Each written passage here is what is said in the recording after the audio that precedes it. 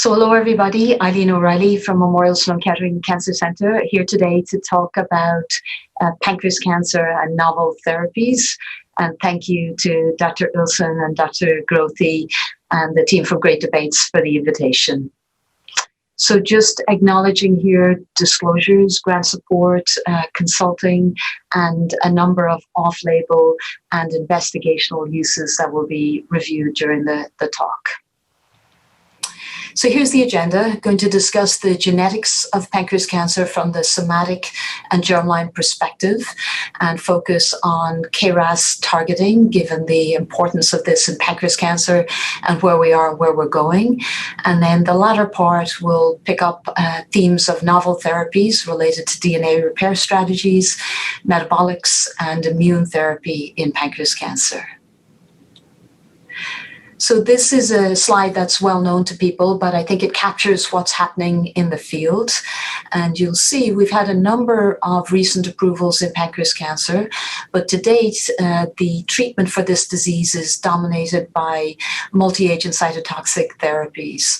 However, more recently, at the end of 2019, the approval of Olaparib in the context of germline mutated BRCA, pancreas cancer, as a maintenance treatment. And then more recently, the use of larotrectinib and trectinib and pembrolizumab in a disease-agnostic setting for patients with an elevated tumor mutation burden greater than 10 in pancreas cancer. So moving to the topic of somatic targeting in this disease.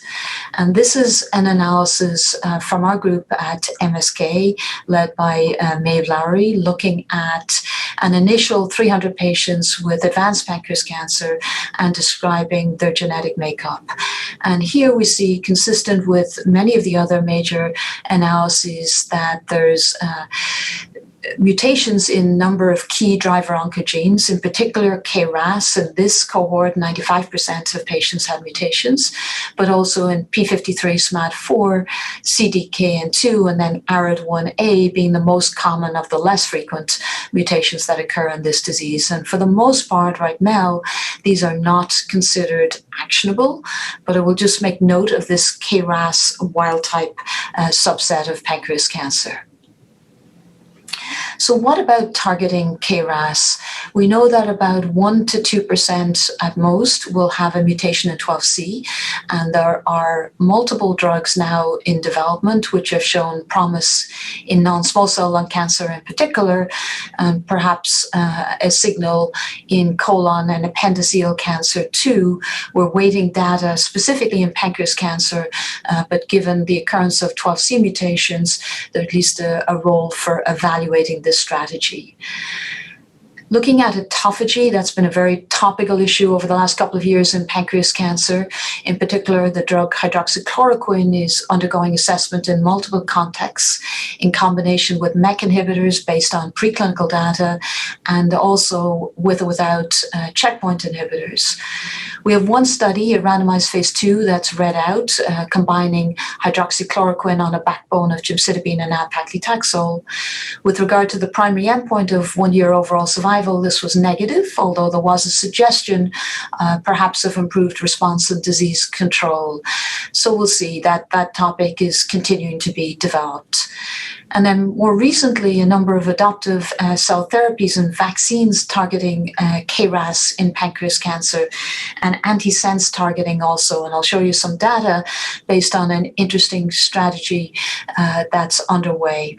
So this is an antisense agent, SIG12D loader, which is a small interfering RNA targeting primarily 12D, but also 12V KRAS. And preclinically, this has shown promise.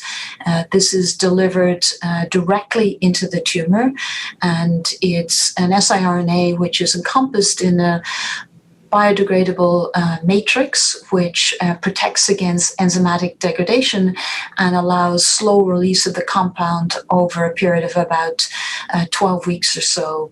And you can see, looking in the panel on the left, that there's sustained levels of mRNA against KRAS, which drop in response to this agent. And then in terms of tumor directly, that there's regression of disease. And that has led to an initial phase 1 experience, which was conducted in Israel, which suggested that there was some oncologic activity, partial responses. This was combined with chemotherapy in patients with locally advanced disease. And you can see the change in texture of the tumor following siRNA endoscopic delivery in pancreas cancer. And that's led to this study, which was a single-arm trial, although initially commenced as a randomized phase 2 using a gemcitabine and nab-paclitaxel backbone, but for various reasons consolidated into a single-arm design and now permitting either of the two major backbones. And this will accrue 40 patients and some delays related to the COVID situation, but hopefully we'll have data in 2021 on this. And there's plans to take this to a randomized phase 3 setting. So more to come on this topic in pancreas cancer. So what about this KRAS wild type subset of patients? And this is a real subgroup. It's approximately 4 to 6%, maybe a little bit higher in some settings, of patients with pancreas cancer. And the importance here is that there are alternative actionable drivers that are present for these patients that potentially can be targeted by drugs that are in development in pancreas cancer or possibly for off-label use. And this is an analysis from our group demonstrating fusions in NTRK, in amplification of the ERBB2 pathway, BRAF mutation, ROS fusion, and BRAF fusion. And these subgroup of patients may be somewhat enriched in younger patients, and I'll show you some data supporting that observation. So this is a drug which is in development in this patient population, zenocutuzumab, or MCLA-128, which is an inhibitor of hereglin and inhibits the heterodimer formation in NRG1 fusion pancreas cancer, present in about 0.5 to 1% of patients with this disease, also in patients with mucinous non-small cell lung cancer and ovarian cancers. And this was a patient who had received prior standard treatments and had a significant clinical, radiologic, and CA19-9 response related to this agent. And this is being developed now in a single-arm, non-randomized setting in pancreas cancer. And there are several of these drugs in development in this disease. So just a reminder here regarding the updated NCCN guidelines from 2019 and the reaffirmation of these guidelines from the ASCO update in metastatic disease just published in 2020, that germline testing is recommended for all patients with pancreas cancer. And that somatic profiling is also recommended for all patients who are candidates for further treatment.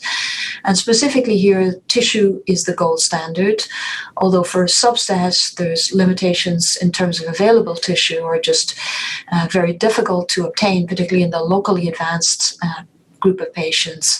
And in that setting, perhaps using liquid biopsies may be a subset or maybe an alternative strategy, although that has not been validated. And we know there are some limitations with ctDNA based on current technologies in pancreas cancer. So in this early onset group of pancreas cancer, we see that there's an enrichment of two observations. One, this KRAS wild type subgroup. So this was an analysis from MSK for patients under 50, so a large cohort of patients. And in the latter part of the cohort, where routine somatic and germline profiling became standard for us, we see that we had a significant subgroup who had KRAS wild-type tumors, 17%. And this is a KRAS wild-type, as in there are other mutations present, because often the issue in KRAS wild-type is that we're not seeing other mutations, and it may be a limitation of DNA quality or technical issues. But again, you'll see fusions represented NRG1, NTRK, IDH, and even potentially an increase in frequency of mismatch repair deficient patients in this subgroup. And also with regard to germline testing, as you might expect, is somewhat enriched in a younger patient population compared to an older patient population. This is an analysis from the Know Your Tumor group led by Michael Pishvayan and colleagues from Pancreas Cancer Action Network, which has provided some very important insights into genetic profiling in pancreas cancer. And this is in a select group of patients who had actionable alterations identified from a large cohort.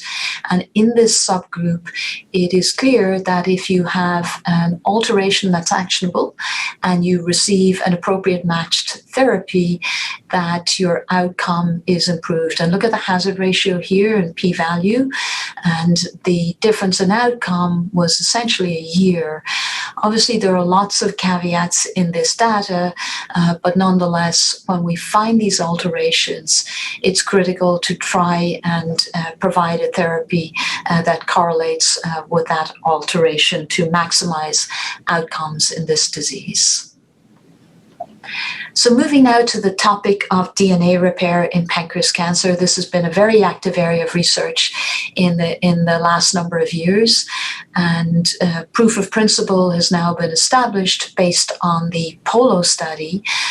This is a schema of the POLO study. This was a randomized phase 3 trial conducted in germline BRCA-mutated pancreas cancer, where patients had to receive at least 4 months of platinum-based therapy, which was primarily FOLFIRINOX, and then randomized to either Olaparib or placebo. This was a double-blinded study, and the primary endpoint of progression-free survival.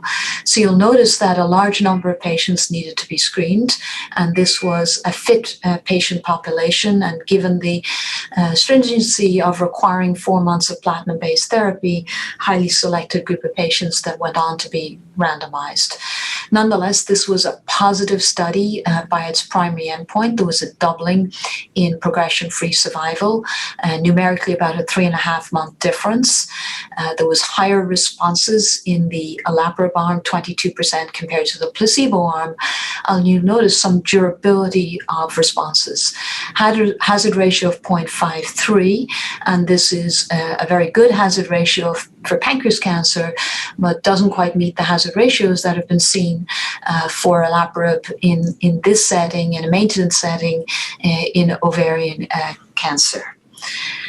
And so in terms of overall survival, there was not a difference in overall survival for the POLO study, in part related to the use of Olaparib as an off-label use in the control arm, and potentially to heightened sensitivity for platinum at the time of progression in the placebo treated arm compared to the Olaparib arm.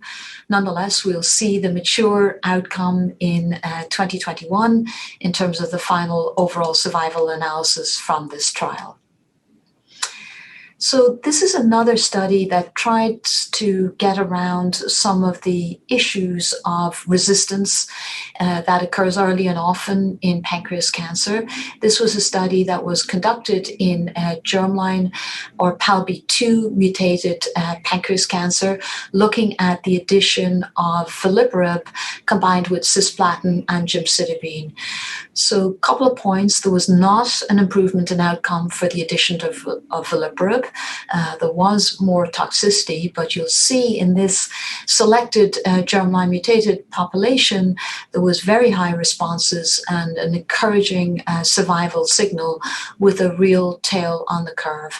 And these data provide additional evidence to support the use of platinum in this population of germline mutated pancreas cancer, and provide provides an alternative regimen to FOLFIRINOX for this patient population.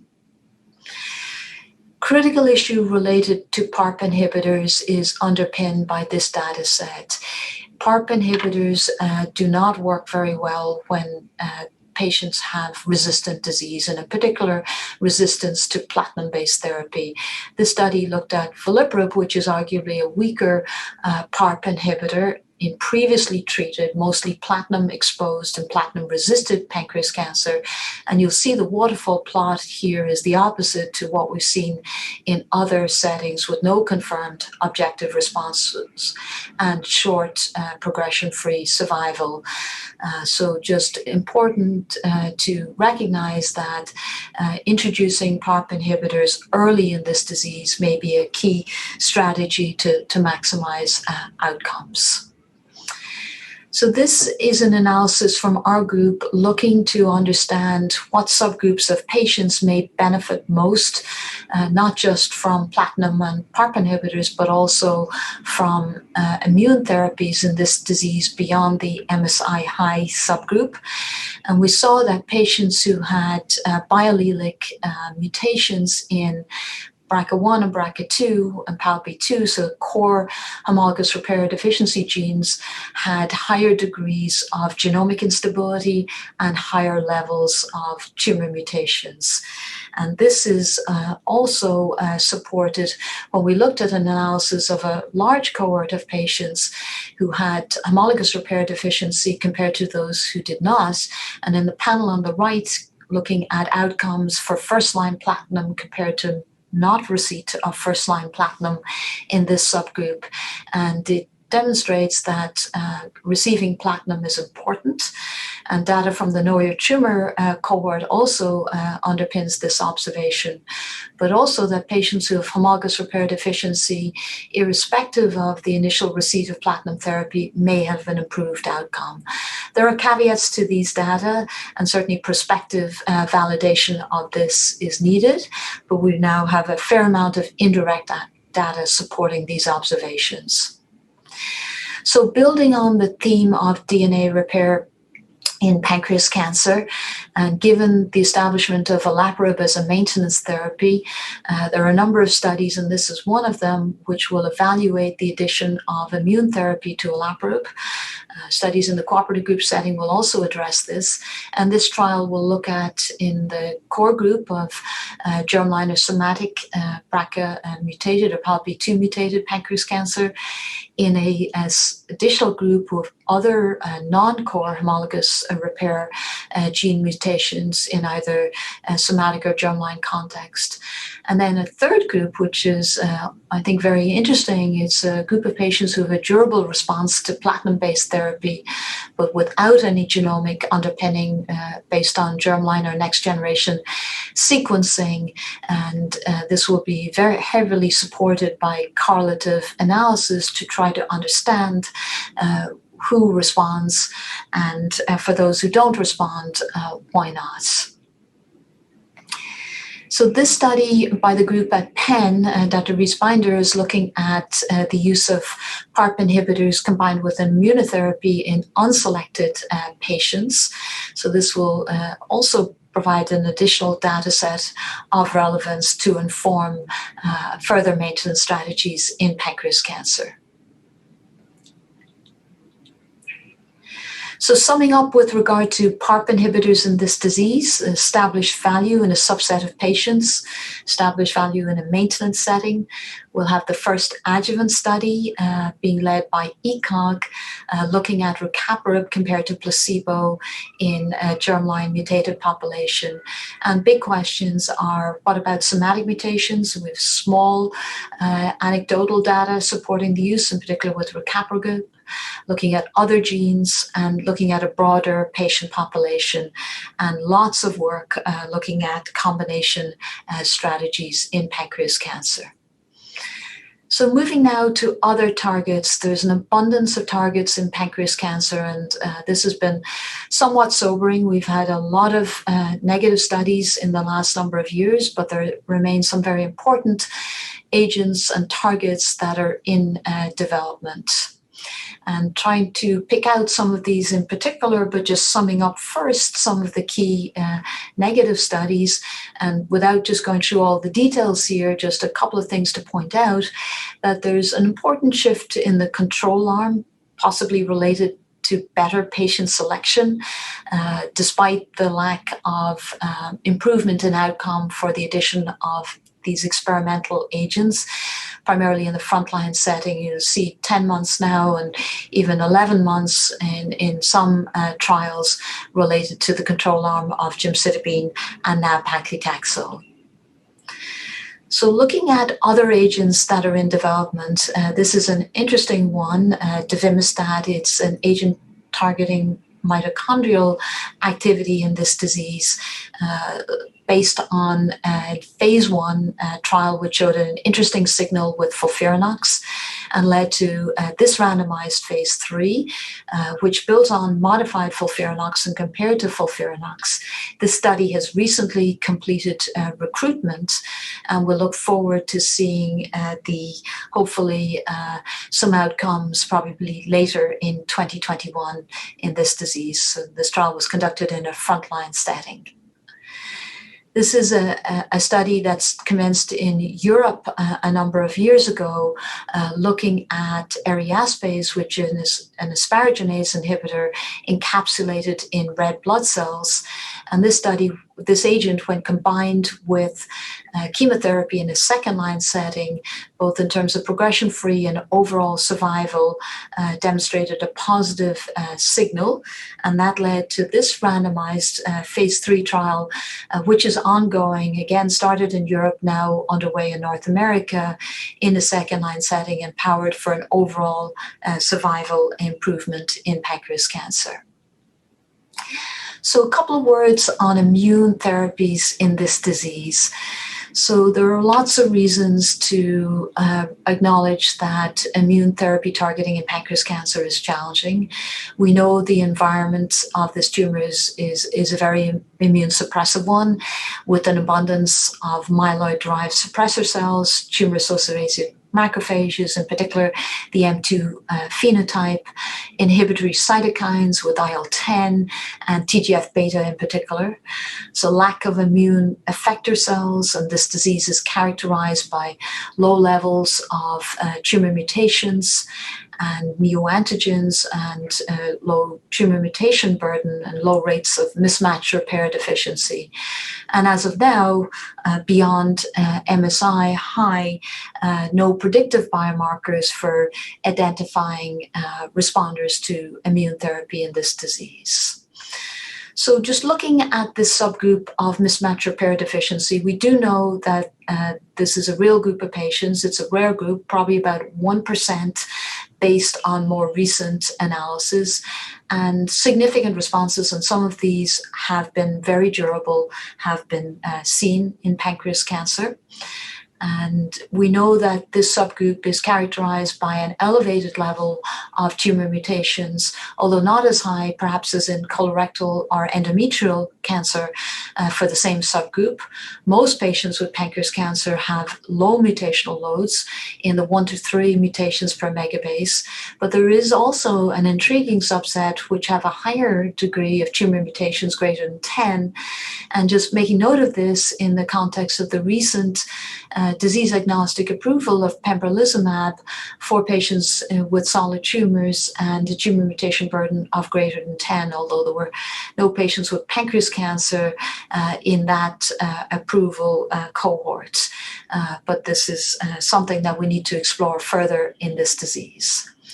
So looking at the best subgroup and the largest data set that we have of mismatch repair deficient patients with pancreas cancer, we'll see even in this cohort that while this subgroup of patients respond, the response appears shorter compared to other diseases. So challenging even in mismatch repair deficient pancreas cancer to see a signal, and sort of similar to what was observed in glioblastomas, being the two diseases that stood out as having a less robust outcome. So looking at checkpoints, either 1 or 2 in this disease, this was in a second-line setting in the context of disease progression. We did not see an improvement in outcome, short and median overall survival, and low numbers of responses, although there were a small number of responses, including in a non-MSI high subgroup. So suggesting that there's at least a very small subgroup, and the challenge is to identify who these patients are. At AACR in 2019, we saw the preliminary analysis of this phase 1b trial looking at CD40, an agonistic antibody which preclinically alters the microenvironment and makes it more favorable for immune response, combined with chemotherapy with or without nivolumab in pancreas cancer, suggesting a good level of response. And this has gone on to be evaluated in a randomized phase 2, which completed accrual in 2019, and we're waiting the mature outcomes. Again, hopefully we'll see these data in 2021 to understand whether there's a signal in pancreas cancer. We've seen some recent data on Motixafortide, or BL8040, which again, preclinically and clinically has been shown to alter the milieu of pancreas cancer and render this more immune responsive. We saw some data non-randomized combined with a checkpoint inhibitor, and also combined with a checkpoint inhibitor and chemotherapy, suggesting that there may be a signal, and this is being explored further in ongoing studies. So stay tuned on this agent in this disease. So summing up here in terms of major areas of novel therapy development in the frontline setting, nalirifox, liposomal irinotecan, combined with oxaliplatin and 5-FU being compared to gemcitabine and nab-paclitaxel. There's interest in exploring the triplet of cisplatin and gemcitabine and nab-paclitaxel and gemcitabine in both the HRD and in a non-selected patient population. We'll have data from Precision Panc in the UK looking at this combination in pancreas cancer. We've talked about metabolism, and I want to mention in the immune therapy space, we'll have data to be presented regarding the addition of 1 and 2 checkpoint inhibitors combined with gemcitabine and nab-paclitaxel from the PA7 trial, and these data will be reported at ESMO in late September 2020. We've reviewed where the field stands with regard to DNA damage repair targeting in pancreas cancer. So I'll leave you with these conclusions. A lot happening in the novel therapy space in pancreas cancer, and a reminder that germline and somatic profiling is standard with tissue and early for patients with this disease. To look hard for the KRAS wild-type subgroup for actionable fusions, to identify the subgroup with mismatch repair deficiency, and early use of platinums and potentially PARP inhibitors for the DNA repair subgroup. And open question with regard to stromal modulation, immune therapies, and metabolism in this disease. And just noting now, we're seeing a number of novel platforms providing access to innovative therapies in pancreas cancer, which will hopefully lead to more efficient signals quicker in this disease. So I think exciting times in pancreas cancer. And it remains for me to acknowledge multiple supports in terms of funding and all of the wonderful colleagues that I work with at MSK and collaborate with in many places. And thank you very much for listening.